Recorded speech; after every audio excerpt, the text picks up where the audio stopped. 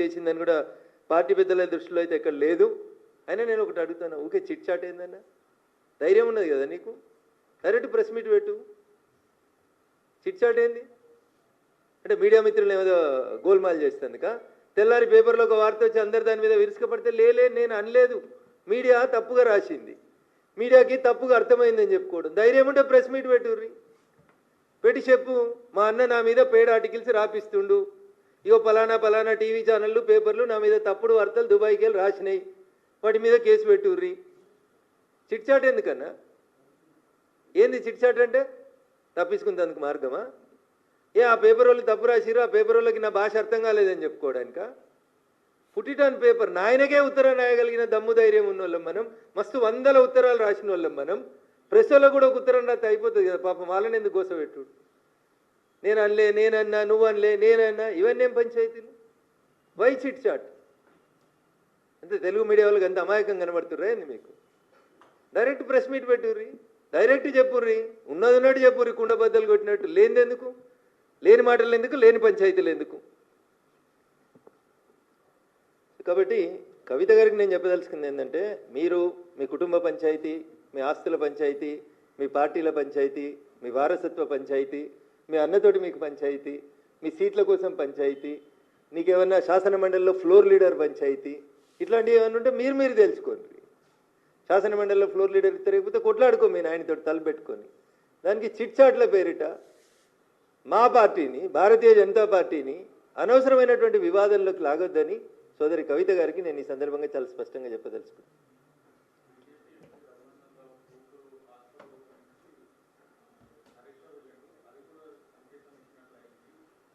మరి ఆ రోజు హరీష్ రావుని ఎందుకు సస్పెండ్ చేయలేదు? నాట్ ఓన్లీ హరీష్ రావు, తలసాని శ్రీనివాస్ యాదవ్ గారు వచ్చారు, మాగంటి గోపీనాథ్ గారు వచ్చిండ్రు, ఆ ఏరియాలో ఉన్నటువంటి చాలామంది వచ్చారు. ఆయన ఆరోగ్య శాఖ మంత్రిగా ఒక దవాఖానా ఓపెనింగ్కి వచ్చిండు. మీకున్న ఇబ్బంది ఏంది? ఒకవేళ హరీష్ రావు గారు బీజేపీ కోవర్ట్ అని మీకు అనిపిస్తే తెల్లారే ఎందుకు తీసేయలేదు క్యాబినెట్లోకి వెళ్ళి? ఒక బీసీ బిడ్డ ఈటల రాజేందర్ గారిని రాత్రి తీసేసిండు కదా మీ నాయన. మరి హరీష్ రావు అనేట ఆయన బీజేపీ కోవర్ట్ అనేది మా చెల్లి అభిప్రాయం అయితే, రఘునందన్ రావు కూతురు హాస్పిటల్ ఓపెన్ చేయడమే కవితమ్మ కడుపు నొప్పి అయితే, తెల్లారే ఉద్యోగులకి వెళ్ళి తీసేయనుంటి హరీష్ రావుని. ఆ రోజైతే మీ నాయన నీ మాట విన్నాడు కదా. అందుకని నేనేమంటున్నా, ఈ చిట్లు చాట్లు ఎందుకన్నా, ఇవి నేమి డైరెక్ట్గా నేమ్ పెట్టి చెప్పు. ధైర్యం లేకపోవడం, నేను మాట్లాడుతున్నా కదా, పేరు పెట్టి మాట్లాడుతున్నా, నేను ఊరు పెట్టి మాట్లాడుతున్నా, నేను అధికారికంగా ఆఫీస్ పెట్టు, లేకపోతే బషీర్బాగ్లో ప్రెస్ క్లబ్లో తీసుకో, ప్రెస్ క్లబ్ తీసుకొని చెప్పు. అందరికీ నీ అంత గొప్ప ఇంగ్లీష్ రాకపోతే తెలుగులో మంచిగా రాసి ఈ ప్రెస్ నోట్ రాస్తారు, నువ్వేమితే కదే రాస్తారు. బై దిస్ చిట్ చాట్ అంటున్నా. సో వ్యక్తుల వ్యక్తిత్వ హననం కోసం టీఆర్ఎస్ పార్టీ చేసినటువంటి ప్రయత్నాలన్నీ అయిపోయినాయి. టీఆర్ఎస్ని ప్రజలు నమ్ముతలేరు అనేది అర్థమైంది. వాళ్ళ ప్లీనరీ ఈడనే ఇదిగా లేకపోతే పోయి అమెరికాలో ప్లీనరీలు చేస్తున్నారు. ఎందుకు అమెరికాలో చోట్లు ఎత్తారని నాకు తెలియదు, నేను వాళ్ళంతా చదువుకోలేదు. ఏంది సిల్వర్ జూబ్లీ ఏంది? ఈ దేశం కోసం పోయి ఏమన్నా అమెరికాలో చెప్తున్నారు వాళ్ళు?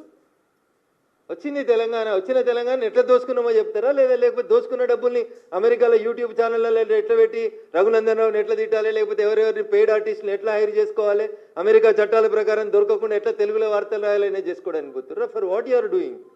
నేను అడుగుతున్నా సూటిగా చెప్పుర్ని. నేను అడిగితే ప్రతిపక్ష నాయకునిగా చెప్పరేమో మరి నువ్వు చెప్పు, నాకు అర్థమైన కాడికి మీ అన్ననే తిట్టినావని నేను అనుకుంటున్నా. మీ అన్నని చెప్పమని మరి అమెరికాలో. ఇంకా రాష్ట్ర ప్రభుత్వానికి కూడా నా ఈ రెండు డిమాండ్లు. ప్రతిపక్ష నాయకులు చెప్పినరో మరి మీరు సపోర్ట్ చేస్తే మాట్లాడుతుర్రో కవిత గారు నాకు తెలియదు, కానీ ఆ కవితమ్మనే చెప్తుంది ఇప్పుడు ఏమని, పెయిడ్ ఆర్టిస్టులతోటి వ్యక్తిత్వ హననం చేస్తుర్రు. ఈ పెయిడ్ ఆర్టిస్టులు ఎవరో గుర్తించడానికి గౌరవ ముఖ్యమంత్రి రేవంత్ రెడ్డి గారికి ఉన్నటువంటి ఇబ్బంది ఏముంది? పెయిడ్ ఆర్టిస్టులను జైల్లో పెట్టడానికి ఉన్నటువంటి ఇబ్బంది ఏముంది? పేమెంట్ ఏ ఖాతాకి అవుతుంది, ఎవరికి అవుతుంది, ఎవరా దొంగలు, వాళ్ళ దగ్గర పైసలు ఎక్కడి? మీకు చేత కాకపోతే మాకు ఈ లిస్టు ఇన్కమ్ ట్యాక్స్ నన్ను తోలిస్తాం మేము. గట్లా దొంగ లెక్కలు ఎక్కడి, దొంగ పేమెంట్లు ఎక్కడి, దొంగ పంచాయతీలు ఎక్కడి? అంతా ట్రాన్స్పరెంట్గా ఉండాలని కోరుకుంటున్నాం కదా. అందుకని వాళ్ళ పార్టీ గురించి వాళ్ళు మాట్లాడినంతసేపు మేము ఎవరి గురించి మాట్లాడాం, మేము ఎవరి వ్యక్తుల్ని తక్కువ చేసి మాట్లాడాం.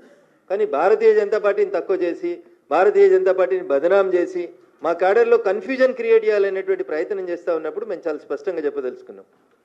2013లో మీరు చేసిన విలీనం ప్రయత్నాలు, 2014లో మీరు చేసిన ప్రయత్నాలు, ఇవన్నీ కూడా ప్రపంచమంతా తెలుసు. భారతీయ జనతా పార్టీ బీఆర్ఎస్ కలిసి పనిచేసిన అనేది ఈ రోజు దాకా వాళ్ళు పుట్టిన 25 ఏళ్లలో ఎన్నడూ జరగలేదు. నాకున్నటువంటి అంచనా, నాకున్నటువంటి అవగాహన మేరకు భవిష్యత్తులో కూడా అట్లాంటి స్కోప్ లేదని నేను అనుకుంటా ఉన్నా. కాబట్టి లేని దాని గురించి మా క్యాడర్ని మా కార్యకర్తల్ని కన్ఫ్యూజ్ చేసి మీరు ఏది పడితే అది తిరిగి పేపర్లలో మాకు జాగ రావాలి. పేపర్లో మీకెందుకు జాగ వస్తుంది? జనం గుండెలోనే మీకు జాగలేదు కదా, జనమే వద్దనుకున్నారు కదా. మీరు జనం గెలిపేయాలనుకుంటే మిమ్మల్ని గెలిపిద్దురు కదా ఎంపీగా. జనం గుండెల్లో జాగలేదు, పరపతి పోయింది, గౌరవం పోయింది, వాళ్ళ నాయన భాషలో చెప్పాలంటే ఇజ్జత్ పోయింది. ఇన్ని పోయినాయి కాబట్టి వాటిని తెచ్చుకునేందుకు మళ్ళీ జాగ కోసం కొట్లాడ తప్పితే ఇదేముందన్న. కాబట్టి మీరు మీ కుటుంబ పంచాయతీ ఏమైనా ఉంటే తలపెట్టుకొని ఫామ్ హౌస్లో తెలుసుకోర్రి, మాకు అభ్యంతరం లేదు. మా పార్టీ పేరు తీయనంతసేపు, మా గురించి మాట్లాడనంతసేపు మేము ఎవరిని ఏమను.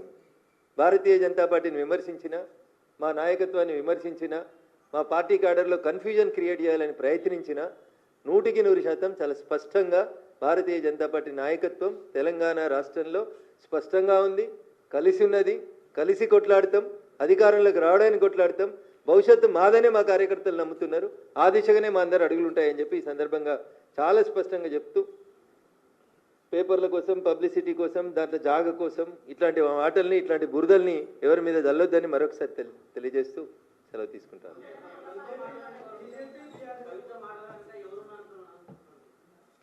ఇప్పుడు టీఆర్ఎస్ బలహీనపడాలి, టీఆర్ఎస్ నాశనం కావాలని ఎవరు కోరుకుంటారో నాకంటే ఎక్కువ మీకే తెలుసు అన్న. వాళ్ళే మాట్లాడిస్తారు.